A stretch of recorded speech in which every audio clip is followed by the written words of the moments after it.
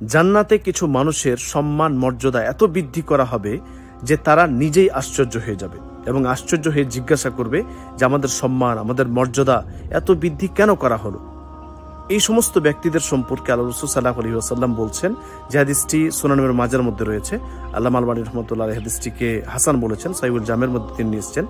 রাসূলুল্লাহ সাল্লাল্লাহু আলাইহি ওয়াসাল্লাম বলেন, ইন্নার রাজুলা লিতুরফাউ দারাজাতুহু ফিল জান্নাহ, জান্নাতে কিছু মানুষের সম্মান মর্যাদা খুব বাড়িয়ে দেওয়া হবে, অনেক বাড়িয়ে দেওয়া হবে। তখন তারা আশ্চর্য হয়ে বলবে, আন্না হাদা, এই মর্যাদা, এই সম্মান আমাদের জন্য?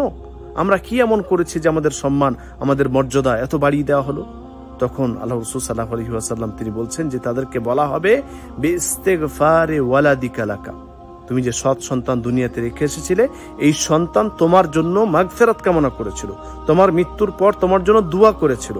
এই হাদিস থেকে স্পষ্ট যে আমরা আমাদের সন্তানদেরকে সৎ বানানোর চেষ্টা করব, যাতে করে আমার আপনার মৃত্যুর পর তারা যেন দোয়া করে, আমাদের মাগফিরাত কামনা করে, এবং আমরা যারা সন্তান আমাদের পিতা মাতাদের জন্য ইস্তেগফার কামনা করব, যাতে করে তাদের সম্মান, তাদের মর্যাদা জান্নাতে অনেক বৃদ্ধি পেয়ে যায়।